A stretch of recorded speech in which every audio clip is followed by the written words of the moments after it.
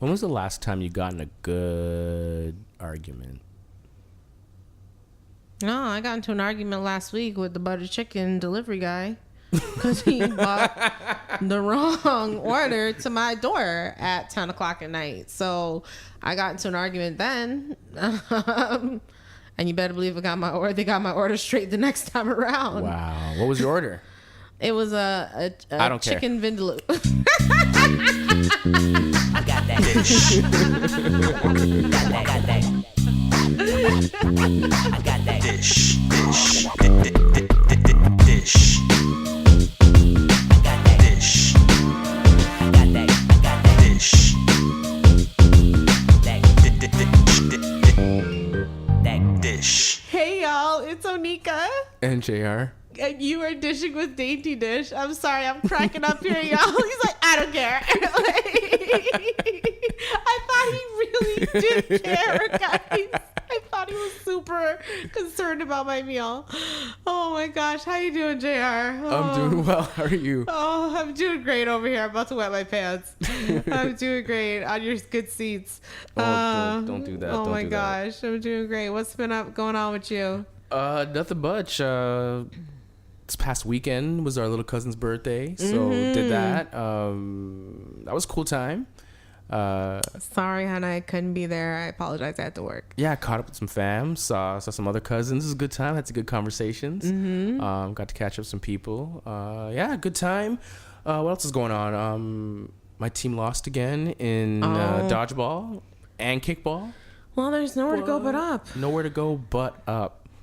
That's it for me. My mom's birthday. Happy birthday, Mom. Yeah, Mama. Happy birthday. If you're listening, she's well, listening. I know you're listening, so happy birthday. Oh, that's sweet. And yeah, that's it for me. Nothing really much going on this week. I'm kind of just working. Yeah. Chilling. Tried to take the summer off. Didn't happen. Didn't happen. Did not Everyone's happen. got dreams. You know what? You know what they always say? Shoot for the moon, and if you fall, you'll land on a star. See, that doesn't make sense because the moon's closer than the stars. Is it? Yeah. Well, I like the saying. It makes me warm and fuzzy inside. So Maybe it means if you shouldn't be shoot for the stars, and if you fail, you land on the moon. Wouldn't that make more sense? I don't know, but I'm just saying the stars are further away than the moon. The sun's the closest star. is it? Yeah. Well, the saying now doesn't make any sense, and I doubt it'll bring you any comfort. Oh. But Poof, your photographic memory gone. no, whatever. No, that is how the saying goes. It's shoot for the moon. If you fall, you'll land on a star. Is it really? That's like that? truly how the saying goes. Like, Google it. Like, honestly. Okay, I don't need to because it doesn't make sense. Okay. If that's what it is, it does not make sense. Well, that's what it is. Okay, fine. Well, how are you doing? I'm feeling argumentative, obviously. Ready for conflict? I'm ready for conflict. Okay, so how are you doing? I'm ready for conflict. That's Well, let me know how I'm you're doing, and then we can go into conflict. Yeah, I'm doing all right. I've been binging The Handmaid's Tale. Yeah, what's that about? Oh my gosh, it's this like super messed up, super awesome show. 2 seasons in now. And basically America gets rid of their constitution because women are infertile or something like that. And wait. I don't get that connection. No, Hold okay, on. so women can't have babies, so we get rid of the constitution. Like something like 65% of women in America and for like the world or something are infertile because of all the bad things women do, feminism and like, oh my gosh, lesbianism. Oh, who women, wrote this script? Like women are using contraceptives and they're having promiscuous sex, and so it's affecting their fertility. And then basically they scrap the Constitution of the United States of America and start going off the Bible, like old time Martha, like Delilah, like Delilah type of stuff, right? So there's a handmaiden. The handmaiden basically is responsible for birthing the babies. Like she sleeps with the husband of the family and has the husband's baby. And it's about this one specific handmaiden who just will not quit. Like she's just like, I'm getting my kid and I'm getting myself to Canada because Canada's a safe haven. Like, you know, they big up Canada in the show. So they turned the slavery story into a women's story. It's a women's story. And oh my gosh, they do some messed up stuff. Oh my god, it's so messed up. But wait a minute, so that means every family has a bunch of kids that nobody's really except for because related the problem, the true fact though, the problem is the men. A lot of the men are like sterile, so they'll have the wives will let the handmaidens have sex with any man just to get their baby because they're infertile. They just want a baby. right? So it's just like a super twisted. But the problem is the men are the problem in reality. The men are the problem in reality, not the women. The women are the problem too, but men are the problem as well. Well, are the women not fertile or are the men sterile? I think it's the men that are sterile. Oh, okay. And then they're blaming the women. Like some men, okay, that makes sense. Yeah. Some women are infertile. You gotta keep it real. Yeah, some women are actually infertile, but like it's also a lot of the men. Like they had like you could tell there was like nuclear war and stuff happened. Like there was a war. And there's post-war Gilead, and but Canada's still fine. Canada's still fine. Canada right, still allows lesbians. They allow gays. The blacks they love. They love Canada. Loves everyone. There's a place in Canada called Little America where they hang the American flag. It's like awesome. This could happen, people. Oh you laugh, but this shit could happen. Yeah. And I just want to be like prepared. Because one of these days, men will get sick of this feminism thing. And they're going to come together and they're going to be like, you know what? Let's take this shit back to biblical times. Let's do this. So you know what? I'm preparing myself. Because if it's on TV, if you could conceive it, you could achieve it. That's all I know. If you can conceive it, you can achieve it. See, the challenge there is that will never happen because... As but long the as men are the lawmakers. How many women are in power in lawmaking power? But if a man has 3 daughters, his mind's gonna change. That's true, right? But if he has all sons, and one of their names is Tucker, Tucker and Tipper. You know what I mean? Like. Gosh.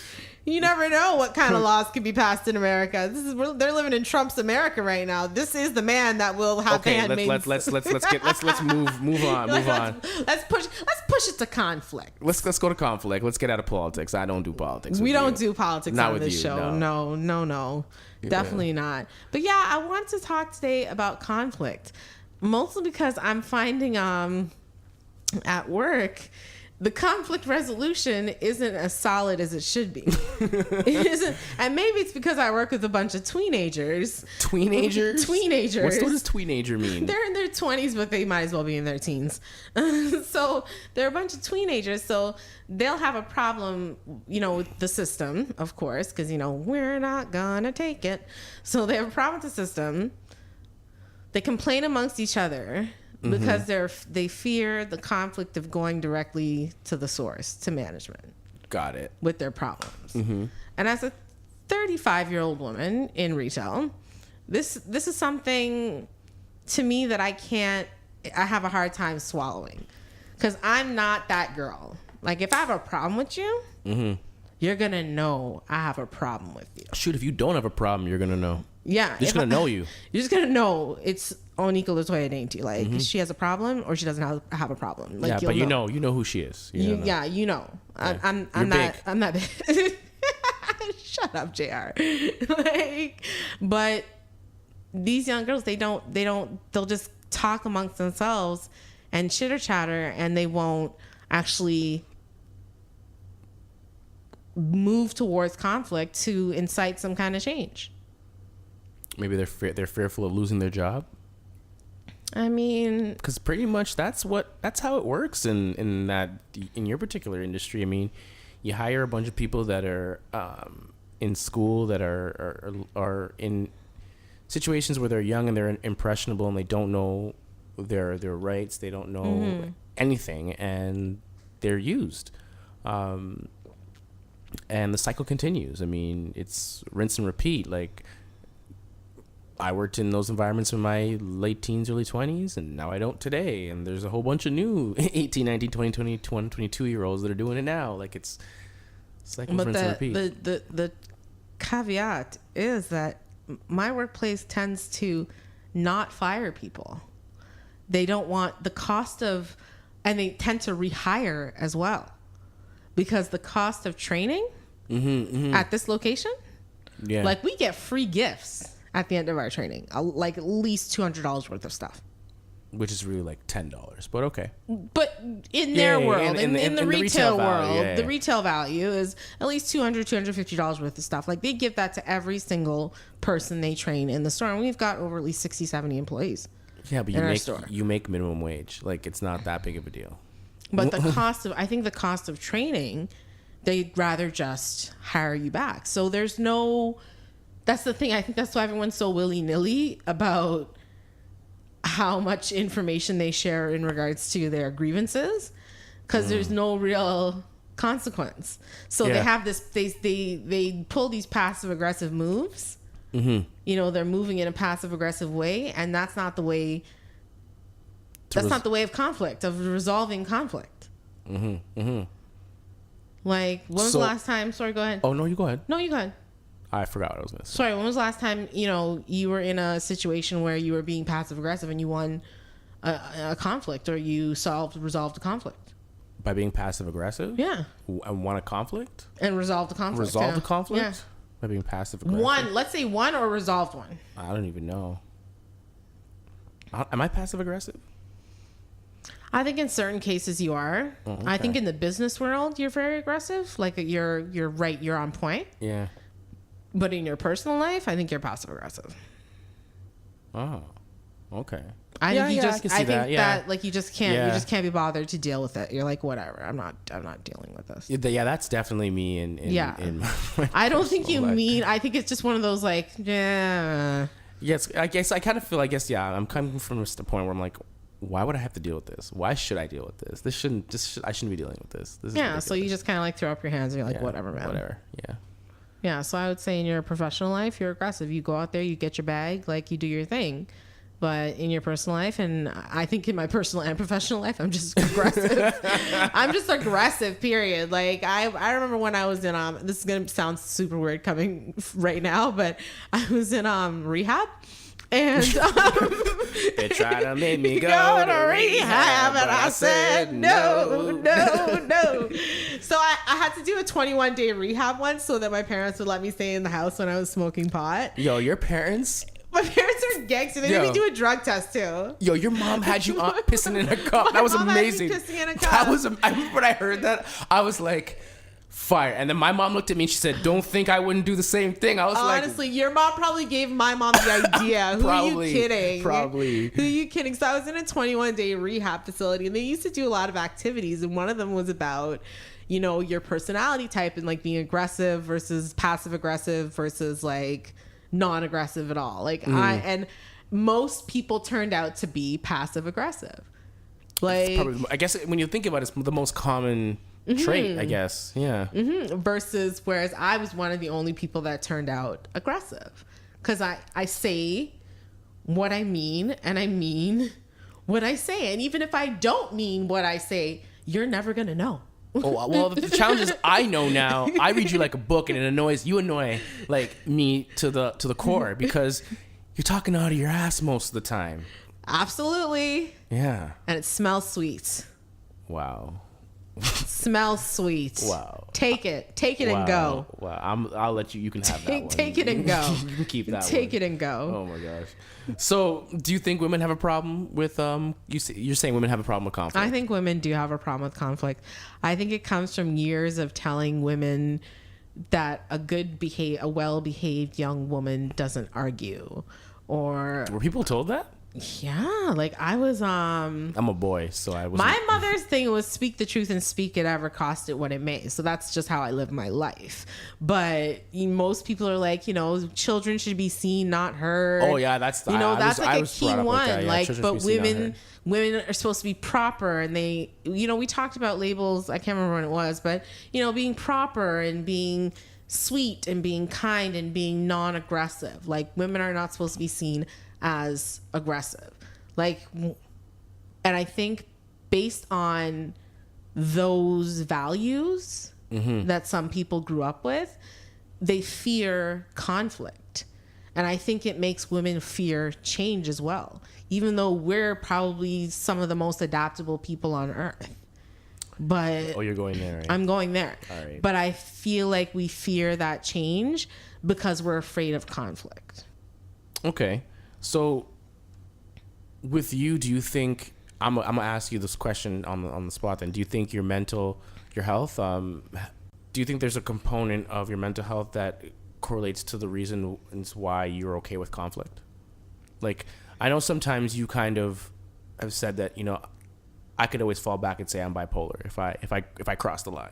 Mm-hmm. Right? I joke about So, it. I shouldn't, but I do. Yeah. I can always just say I'm crazy. It's fine. They'll take it. But I think the reason I embrace chaos and conflict is because of my being bipolar. Because that experience, the conflicts that you experience when you're going through something like that is completely different than the everyday conflicts you experience. Those seem ridiculous in comparison. When you're having a manic episode, or you're in the hospital, you're dealing with security guards, or you're dealing with terrible nurses, or you're locked away, or you're taking meds constantly, you feel like a zombie. Like, those are conflicting feelings, emotions, and situations that are like nothing you have ever experienced. So I think that makes me embrace conflict more in my real life, in my life where I am not, I don't want to say normal, I don't really like the word normal, but where I am well, you know, I think it makes me fearless. I think it makes me not afraid to say what's on my mind and what I feel and how I feel. So then why don't you think you make a good negotiator? I think it might have been that one situation with I think that one, actually, I'm going to go back. I think it makes me a good salesperson. Okay. But not necessarily the best negotiator, because even though I know all of these things about myself, I don't always necessarily know my dollar value and my worth. I haven't been out there in any industry long enough. That's why I like rely on people like you who've experienced things, who've been out there, who've seen different types of conflicts, who knows things. I rely on you to help me understand, you know, how to move in those worlds, because I don't. You know, I kind of have put myself out of the game for various reasons. So sales I'm good at, but negotiating I find very, very challenging. So because you find it challenging, why don't you take the proper steps to become better at it? Give me an example. Like, I don't know, like taking a class, going to flea markets and haggling, like, you know, like, no, that these are things that you do to improve your skills in whatever it is you do. Like, how do you think I learned how to haggle? I went to flea markets. I learned how to haggle. That's it. That's it. That's all it is. Right. And I had a bunch of Indian friends like that. Right? Like chief negotiators. Chief negotiators right there, chief boy. Negotiators. Let me tell you. Chief negotiators. No, and you make a valid point. So, I mean, you gotta like take bad deals. Like, I know we talked about this in the negotiating podcast, so I don't want to go too deep into it. But I've taken bad deals in order to get to the point today where I can recognize a good deal or a bad deal in certain industries, in certain areas. So you gotta go with the bad to get the good. You gotta put the work in. So if you're not gonna put the work in, you're not gonna get the results. I usually So you got conflict. You need conflict. Yeah, and I don't. As I said, I don't mind conflict. Conflict negotiation. Conflict negotiation. Conflict negotiation. I don't know if I would be the best at, but I don't mind being in conflict. I think I'm in a constant state of conflict, to be honest with you. Like, sounds like a song or like a lyric from a song or something, but I just think I'm in a constant conflict. So yeah, I don't know. It's that personality test that we took earlier. I don't know if we haven't talked about that yet. No, we haven't. Okay, so we haven't. Where you discovered you were like a debater. Yeah, an extrovert. An extrovert. That's probably why I'm in constant conflict. Yeah, because I'm an extrovert. Extrovert, and then I found out that I'm a logician. We're both analysts. I'm an introvert, which was, I knew that already. Mm-hmm. You knew introvert, extrovert, but you didn't know logician or a debater. Yeah, I didn't know those. But these was just interesting to discover. Yeah, like these are just like more like, you know, you're more intuitive. You think more. Yeah, you're more assertive. Like, those are the things that I found from the results of this particular personality. Who you are? Who I am, yeah. Okay. Yeah, like I'll just like, that's the whole like logician personality type. Mm-hmm. You're extroverted, you're intuitive, you know, you're moderately assertive, you know. Okay, what's the debater? I don't know. It's yours. You read it. You did the test. Like, tell me. You tell me what your test. Do the work. Tell me what your test results were, buddy. Yeah, it said that I was a devil's advocate. That I enjoyed. It's basically enjoyed conflict. I enjoy arguing, sometimes just for the sake of arguing without any real goal or purpose in mind. It said that. What else did it say? It said that I'm the type of person who I want the accolades sometimes. Like I'm too busy kind of being in my own world, in my own reality, in my own like dreamland to bother with the grunt work in things. So it can hamper my success. And I think the reason I have been as successful, at least in this endeavor to this point, is because I have someone as balanced as you working with me, like both analysts, but in completely different types of ways. Yeah, I guess. Yeah. I don't know. Mine was like, I guess it was kind of cool looking at like the whole strengths and weaknesses of my personality. Because it described me as, a great analyst, an abstract thinker, imaginative, original, open-minded, enthusiastic, and objective, honest, and straightforward. And those are pretty much things that are me, But then when it described my weaknesses, it was like, very private, withdrawn. That's me. Sometimes I could be absent-minded. I loathe rules and guidelines. That's me. I second guess myself all the time. But the one that really was like that kind of like jumped out at me was the condescending one, where it said that I take pride in my knowledge, and I love sharing my ideas, getting from point A, B to Z. But I can get frustrated sometimes when I have to explain everything in details, and I maybe have a hard time gauging my audience. And sometimes I might come across as condescending, and then moving forward, I get to the point where I'm just like, you know what, never mind. And that was one of the descriptions how they describe my personality. And I'm like, that's I said totally that like me. 5 minutes ago. Like, just never mind, whatever. Never mind. But that's me. I mean, it also says that I'm insensitive. Like, I get caught up. Yeah, I get caught up in logic, and forget emotional components to things. Yeah, and that's me completely. Yeah. Whereas I'm a highly emotional person. Yeah. Yeah. I lead with my emotions usually. So, I don't know. Can introverts and extroverts get along? Like, I mean, I look at my failed marriage, and I'm introvert. She was probably an extrovert, and complete shit show. So I don't know. Can it work? Like, I mean, I don't like you very much. If you weren't my family, I don't think I'd really care to be around you very often. I don't like you either.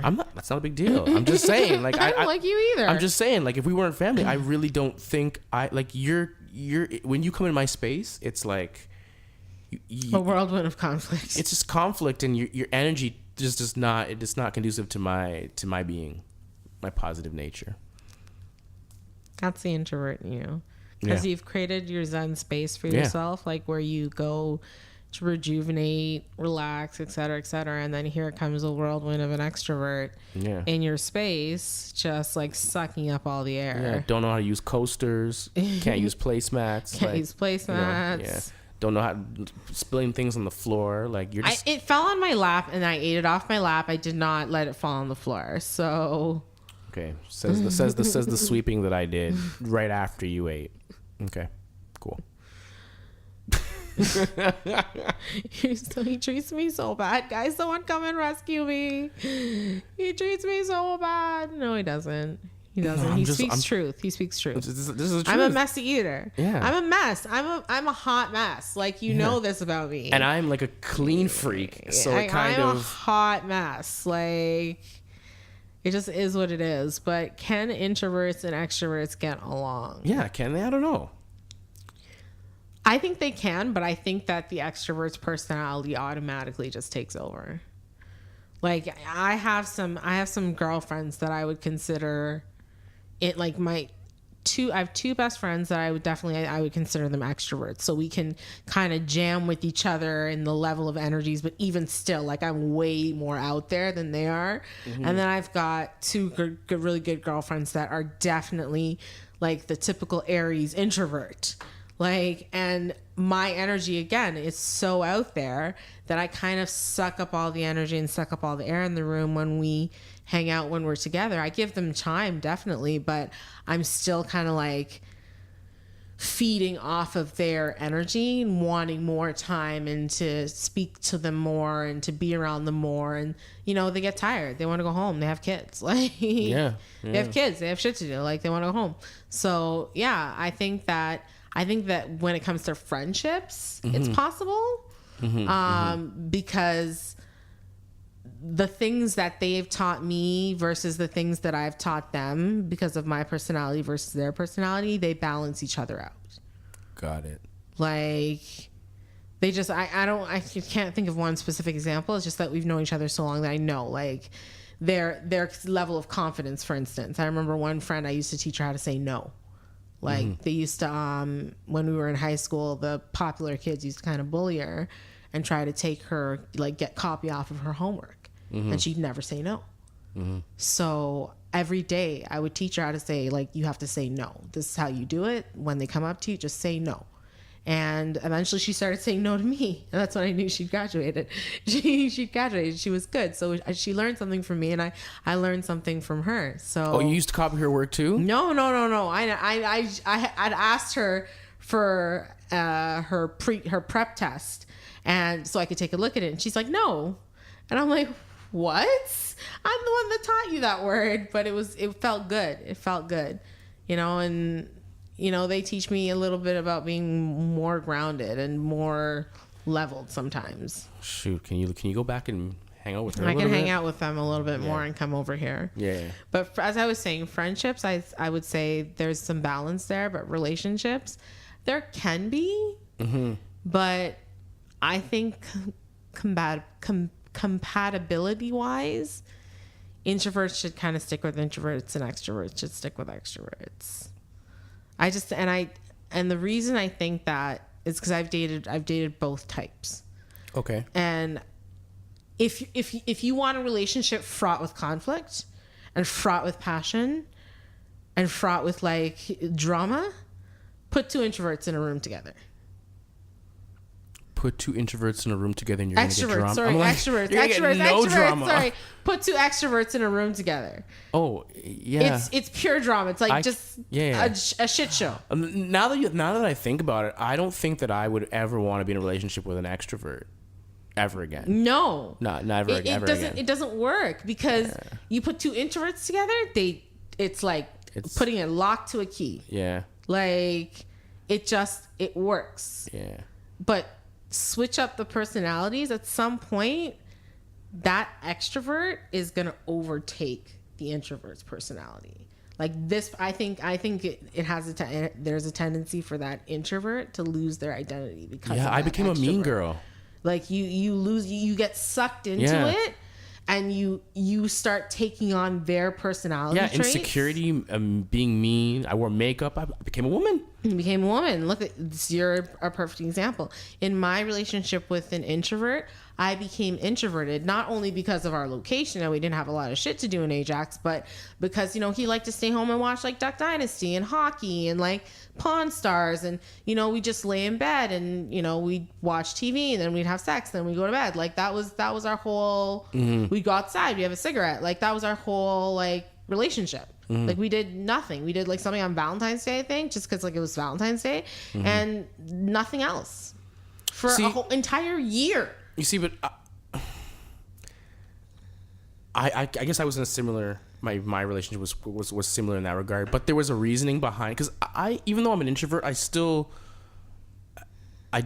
extrovert things, I guess. Yeah, you challenge yourself, and you push yourself. But you know, like I had an example where there was a trip that was being planned, so you can't just go and do all those things constantly. Being out there in these streets and and you know and spending all your cash. Sometimes you gotta stay home and reserve your funds.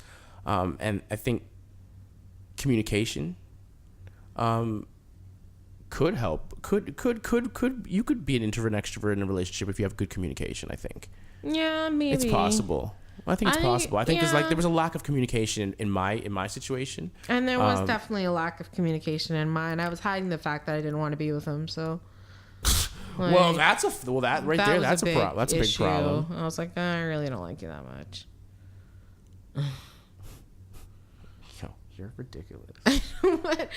It's the truth. I have to be honest. Like, it's the extrovert in me. Yeah. It's the extrovert in me. Fair enough. I don't know what to say about that. Like, I mean, sure. No, but you were saying like communication is definitely the key in any relationship that you find yourself in, whether it's with an introvert or an extrovert, or an extroverted introvert, whatever. Who do you think are more successful, introverts or extroverts? I think extroverts get more of the accolades, and introverts, like, you named some names when we were doing the test. Yeah. And I think if you go back to those names, like the ones that were debaters like me were more entertainers, the people that were out there, comedians, that type of person. Okay, so here, I'll pull up some people that fall in line with your personality type were Weird Al Yankovic, Sarah Silverman, Mark Twain, Tom Hanks, Celine Dion, Sacha Baron Cohen, and then there was Jim, the character Jim from The Office. Mm-hmm. Do you know that? Yes, I do. Okay, awesome, love it.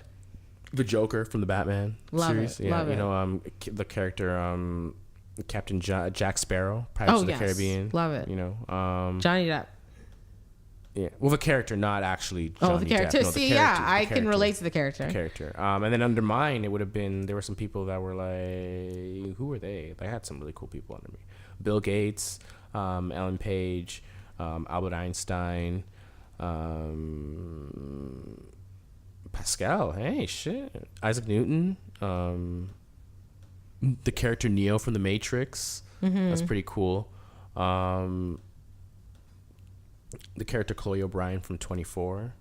That's pretty cool. Yeah. Yeah. So they're more like the behind the scenes guy, which is always what I've been, which I've always. And mine are the more like out there in your face, like put themselves in your face type of people. Yeah. So on the success page, I think I'm taking the win on that one. On the success page? Yeah. Probably. On the logicians versus debaters. I'm sorry. Bill Gates, Albert Einstein. I'm just gonna take my team. Yeah, but their success wasn't like quantified in dollars. I don't care about that. Success is success, buddy. I thought you were talking about. See, money isn't. You're about money. Money's not everything. I'm not about money. I just thought that's what you were talking about. I never said I was about money.